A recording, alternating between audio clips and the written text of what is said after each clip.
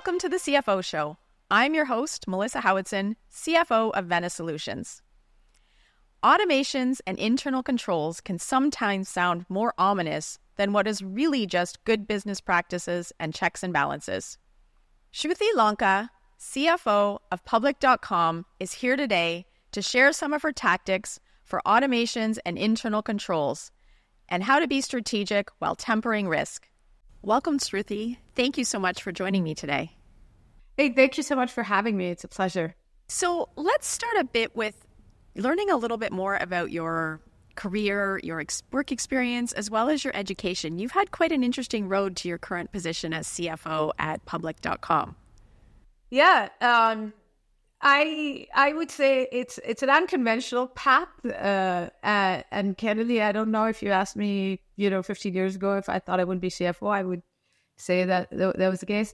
But I started out an engineer. I went to school in India, one of the top engineering schools there, and joined Goldman Sachs straight out of school. I come from a family actually of engineers, so the engineering path was kind of to be expected. But I wanted to try something new, and so decided to step in financial services at Goldman. And when I was at Goldman, honestly, I realized two things. One, that technology can be totally transformational in financial services. It was a company that was early to invest in it. And two, that, both sets of problems, engineering as well as finance, use kind of systems-based problem solving. So there's just a lot of overlap in the types of skills that are needed across both. And so my time there made me, increasingly interested in the world of finance. I ended up leaving Goldman, getting an MBA at Duke, a great experience, and graduated to work in investment banking. And so I went from, actually implementing the nuts and bolts of the world of finance to covering financial institutions, thinking about companies from a 10,000-foot view, thinking about strategic alternatives, raising capital, working alongside management teams to get some of the biggest transactions in the lives of those companies done. It was a really fun experience, but I realized that I wanted to go back to building, and it's more fun, honestly, to create value from ground up versus advising. I think it varies for each one, but this is what I found. And so I ended up exploring the world of startups where I could marry both. And so here at my role, as CFO of Public, I oversee both finance and data. So not only do we think about the 10,000-foot view of the company, like where is it going, what are our strategic alternatives, how do we raise capital, but also how do we build this company from ground up, make sure we have the right tools and instrumentation to make the right decisions for the firm, and work closely with our counterparts in engineering to actually achieve those goals, right? So I think the biggest thing that my engineering background brings to this role in finance is, one, being completely kind of unafraid of the world of engineering. I know it. And two is using systems-based thinking to achieve outcomes that are actually positive from a financial perspective as well. And that's led you to your role today where you are with Public.com. Can you tell us a little bit more about what you do at that company? So Public is a multi-asset investing platform. You can invest in stocks, ETFs, but also bonds, crypto, alternative assets, as well as, high-yield cash accounts, all on one platform. What we're doing, and we're the first mobile-first platform to do it, is to bring together a wide variety of assets, all through one consistent interface with best-in-class data as well as market analysis tools. One fun example is that we have a ChatGPT-based AI assistant within the app that serves to answer your questions about the markets and how they're moving. And what's amazing about sitting in this role as Chief Financial Officer of Public is that not only do I see how, data and financial decisions impact the company, but also the lives of our customers, right? So I'm, a daily user of Public, and many of the principles that I use on the platform are similar to the principles that I use on the job. So here at Public, I oversee, like I said, finance and data. I believe strongly in teams that have skills that encompass much more than just their day jobs. For example, our accountants are data literate. Our FP&A team is very well versed in accounting in addition to being data literate, right? I think that the finance teams of today and tomorrow make decisions in real time using data versus relying on, weekly or monthly or essentially what are dated reports. And that's the power of the finance team that we built at Public. Excellent. Sounds like an environment that would have lots of regulation and requirements to make sure that you've got sound controls, which I'm looking forward to digging in just a little bit on that. Just one other question about your background. I noticed you also have founded the F-Suite. It sounds like you do that in your spare time. Can you tell us a bit about that and what led you to find that company? Yeah, I'm honestly, through my career, a number of people looked out for me, and you gave me advice at the most unexpected moments. I found mentorship and sponsorship what I was looking for, at least. F-Suite is my way of paying it back. It's really a peer community of CFOs. And as you know, at this Melissa, things are changing all the time. The environment is changing all the time. We're in such an interesting moment where, macroeconomic effects are like fully combined with the economic progress that we see. So as a CFO, it's honestly really important to have a group of people that you trust in their decision-making and trust in their approach to problem solving to lean on when you're encountering problems in your day-to-day business. And F-Suite is my way not only of giving input, but also seeking that input. And then it generally consists of events around the country. It consists of, real-time feedback when things change. For example, when the banking crisis happened in the US, a number of CFOs immediately got on the phone to talk about how they were mitigating it, issues that they were anticipating, etc. And I think this is not only a great way for each of us to stay current in our knowledge, but also a way to ensure that there's a pipeline of strong CFOs coming up, right? How do you learn if you're doing it for the first time? Usually from people who've done it before, right?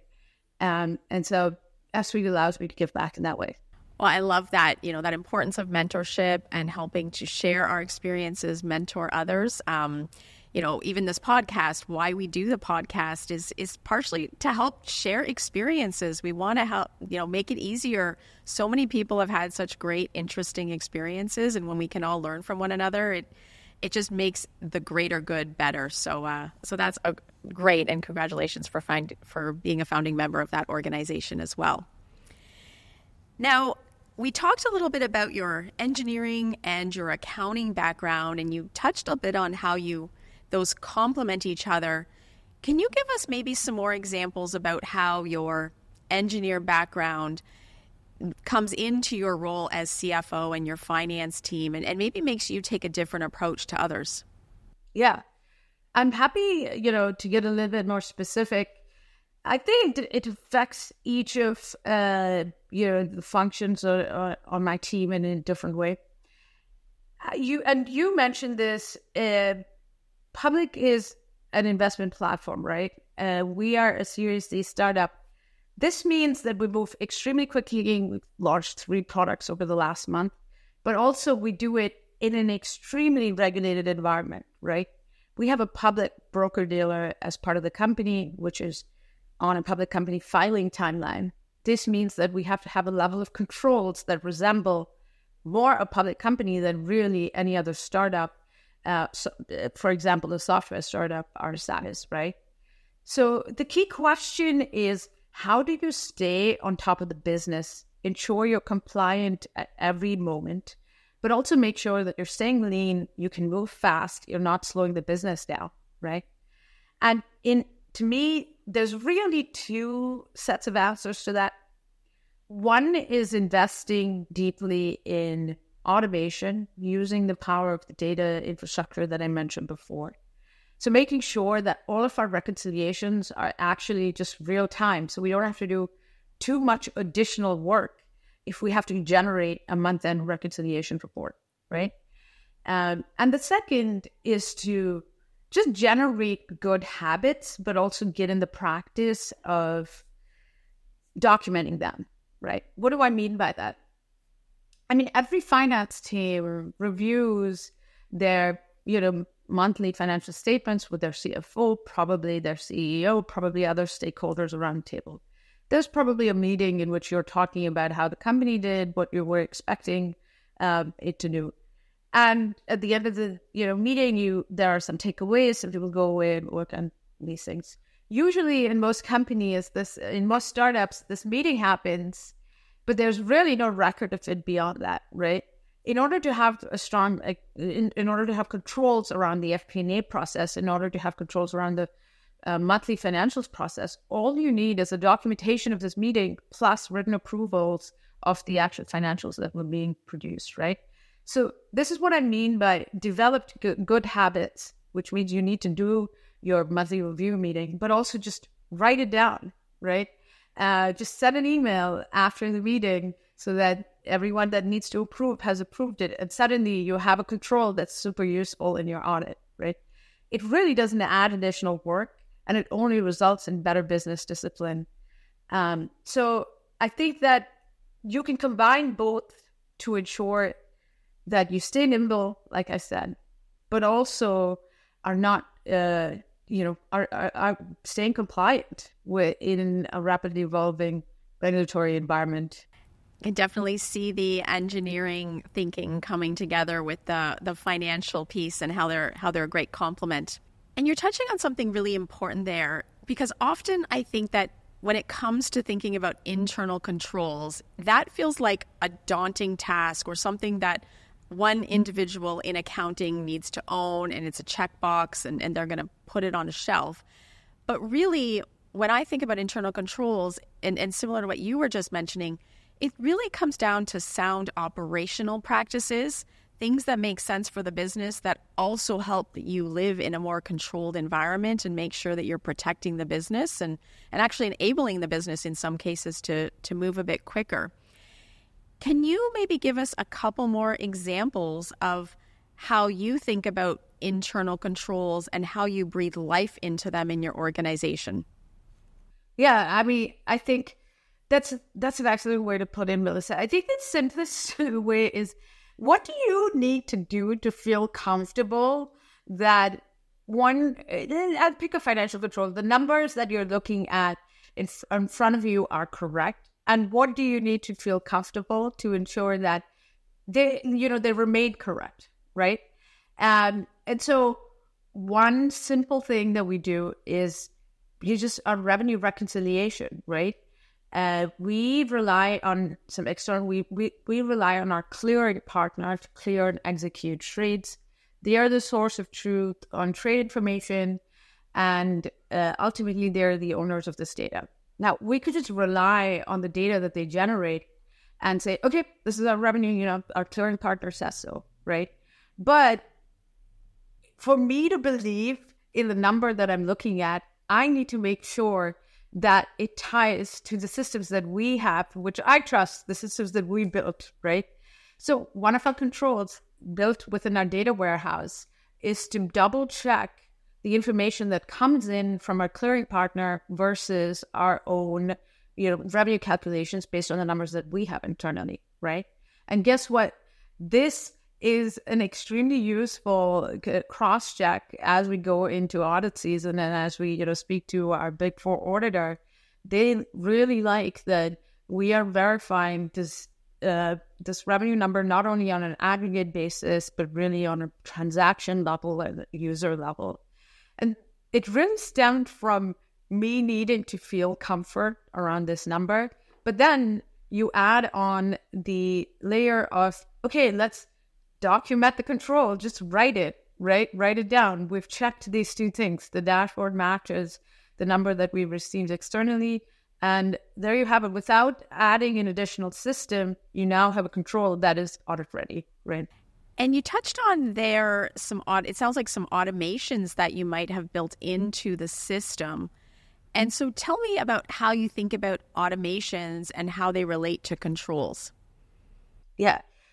So there's a couple of different, there are some automations that live completely outside of our kind of engineering and technology infrastructure, which I'll come to in a little bit. But as we think about our internal infrastructure, right, I believe that every company has to have a solid data warehouse and data infrastructure that ties together every piece of business information internally.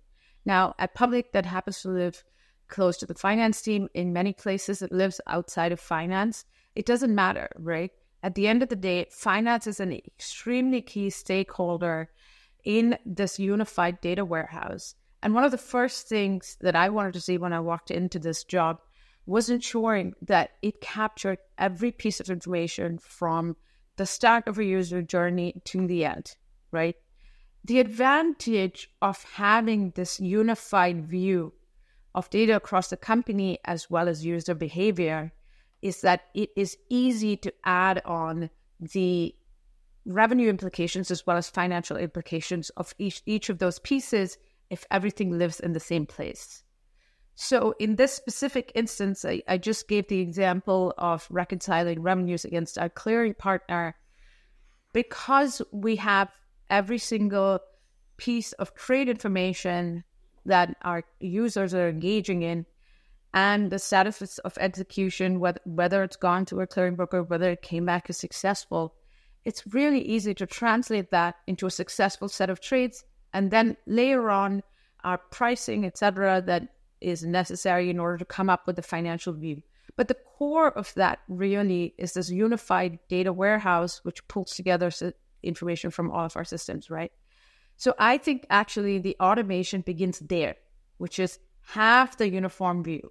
And then the level 2 of that is add on the financial implications for each of those actions in order to then generate real-time, not monthly or quarterly, but real-time reporting on financial performance, which not only aids you in controls and closing the books every month, but also in a day-to-day view on operational performance, right? Are you meeting your targets? You don't need to wait for the FP&A meeting to know whether you're going to end up ahead or behind on revenue and gross profit and other key metrics at the end of the month.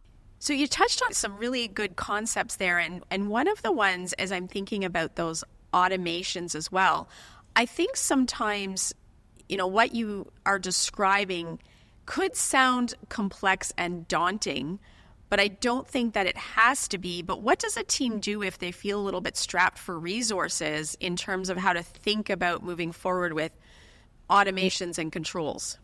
Yeah, that's an excellent question, Melissa. Honestly, I think the key thing as CFO is to, one, make it a priority, and two, choose a trade-off, right? So I'll give you an example.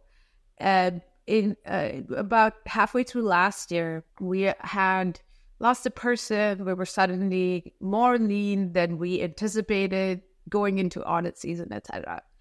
You would think that we would, be all hands on deck, get the job done whichever way you can. Instead, we actually deprioritized some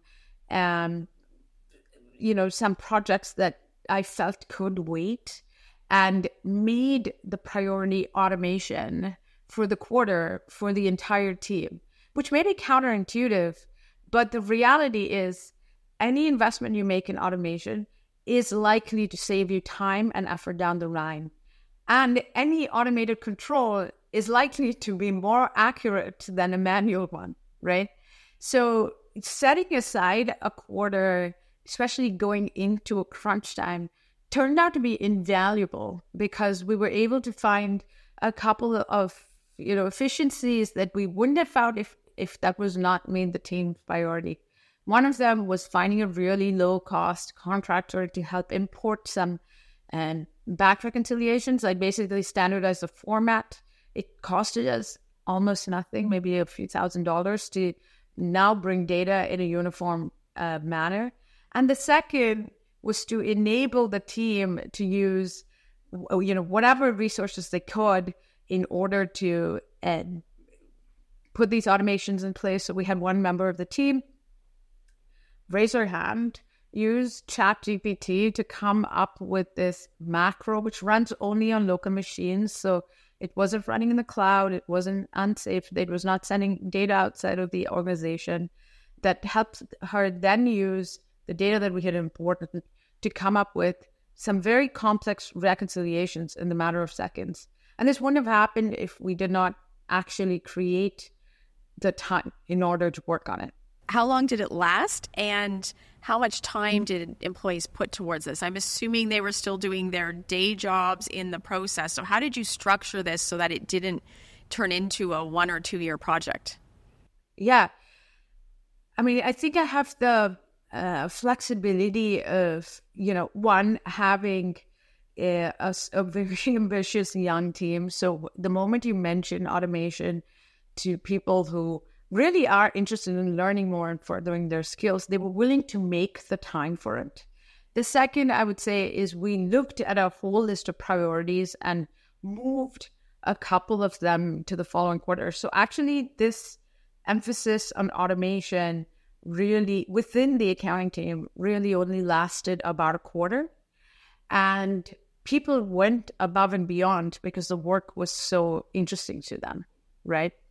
And it's also true, honestly, that if you're working, in most accounting teams, your scope for continuous learning reduces over time, right? Are you picking up new skills every day? Probably not.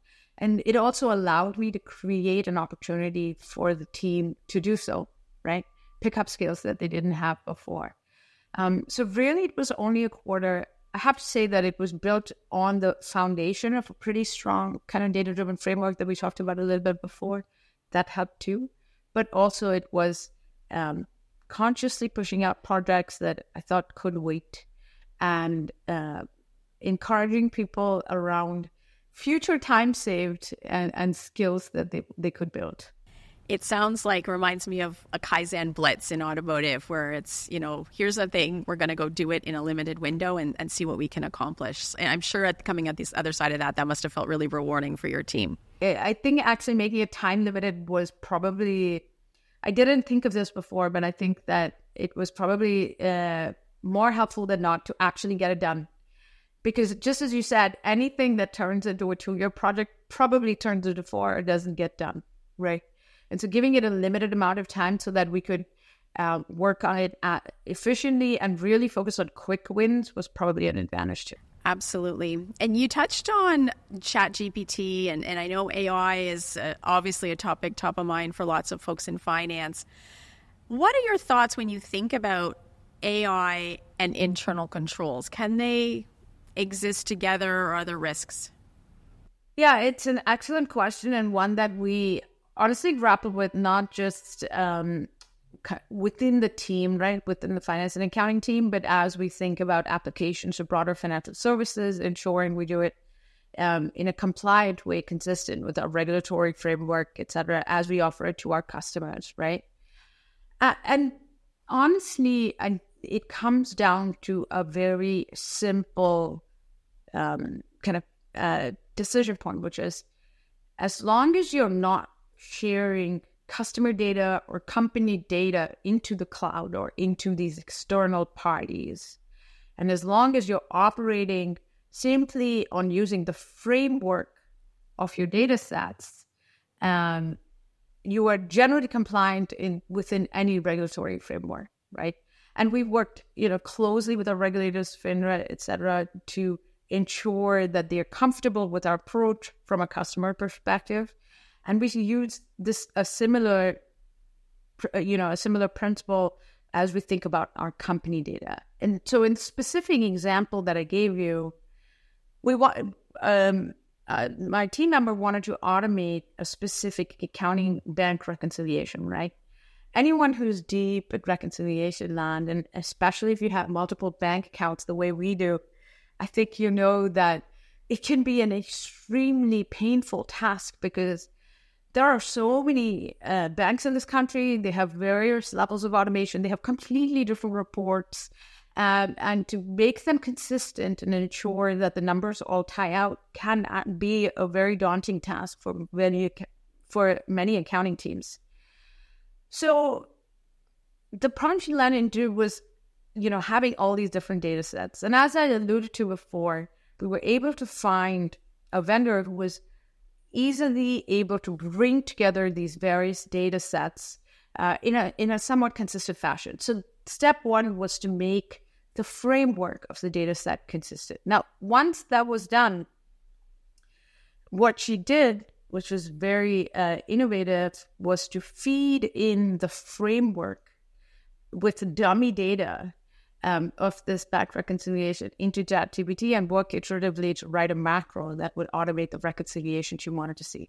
So it did not actually share any company data with ChatGPT, and it resulted in a piece of code that could be executed only locally and could not be, accessed on the internet, was not running on the internet.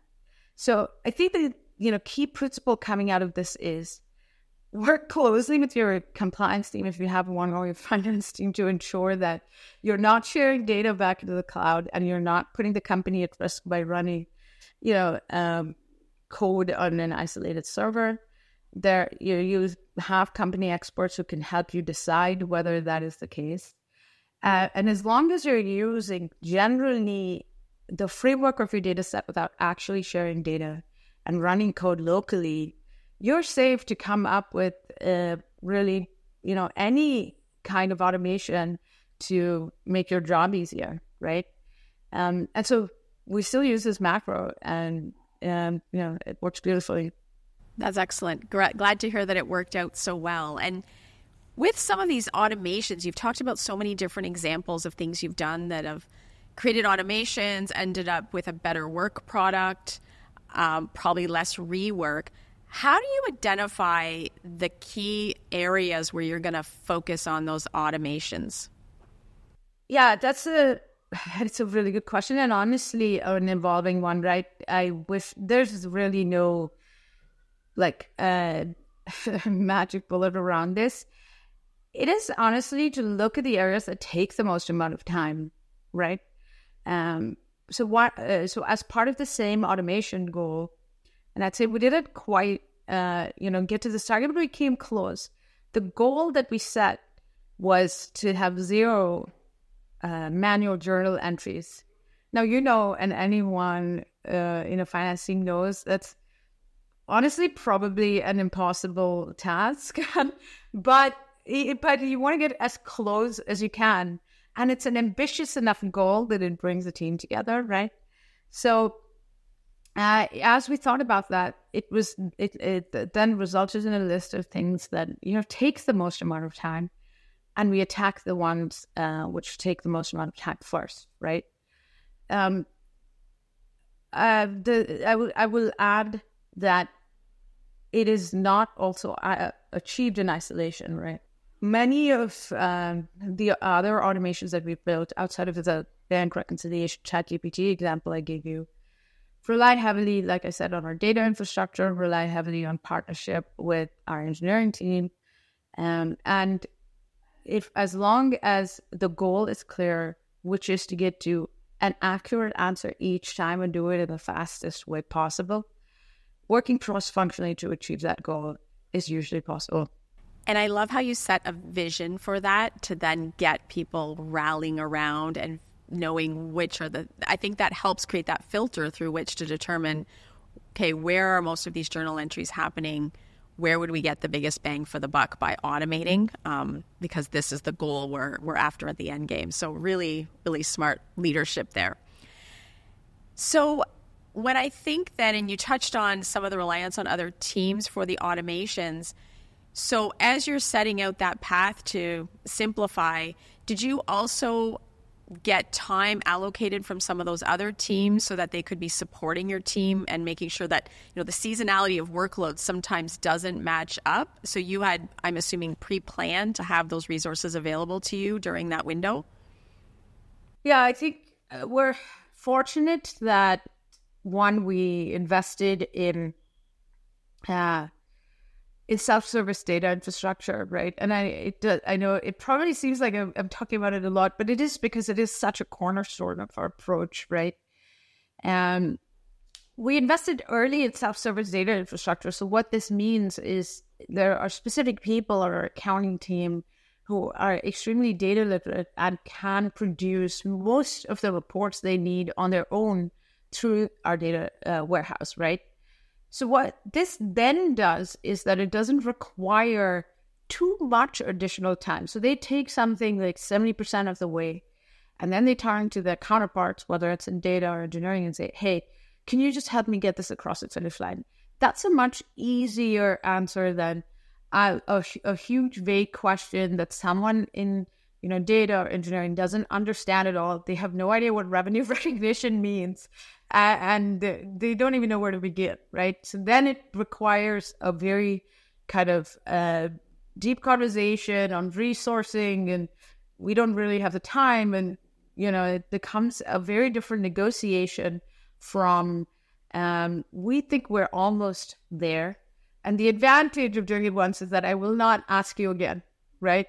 And so I think that in an environment which is already data-driven, the conversation is simpler. But if you don't have that, and I didn't have it in prior roles, I would say it is extremely important to draw the picture of why, right? Take people along. Again, it usually comes down to strong business fundamentals. It's not, it's really not about getting the audit completed or, just having financial reports. It really is about getting an accurate understanding of business performance. And so kind of laying out the problem statement in terms of things that matter to more than just finance is an extremely important part of getting other parts around the company along the journey. What a great piece of advice that is, because I think sometimes we forget to do that and then we wonder why we don't have that support or buy-in that we were hoping for. And I think it helps for finance teams to know that their work is more impactful than just producing the report, right? Because we make investment decisions based on the numbers that come out. We make decisions on what products we're likely to put marketing weight behind. And so it's also up to leadership to provide that context in every team member's work. Absolutely. Now, when it comes to automations and controls, in your experience, what are some of the areas where you think that people make mistakes along the way? I think it's, that's I'll answer it two ways. One is waiting until some, big outcome, like we're going to wait till we go public before we have controls in place. That's generally a bad idea because, you probably need it along the way. Again, for the reasons that we talked about, which is for general business sense, make sure that your numbers tie, make sure that your revenues are representative. So I'd say, honestly, the one biggest one I've seen is people just wait too long. The words like controls and, risk management scare a lot of CFOs or feel like they're not priorities, maybe earlier in the days of business. I would argue that that is not the case. And in many situations, having, some smarter checks and balances improves the quality of the business. The second I would say is not really understanding, what it really means. And we talked a little bit about this, but in most cases, really just, controls or risk management come down to just good habits and then writing it down. I know it sounds really basic, but if you can, focus on the core of it, most places are almost nearly there on controls. Like no CTO is waiting for the CFO to say, hey, what about cybersecurity risks, right? I mean, they're thinking about it all the time. But then we should write down. No CTO waits for the CFO to say, what about cybersecurity risks, right? And they think about it all the time. I mean, any attack on the systems keeps a CTO up at night.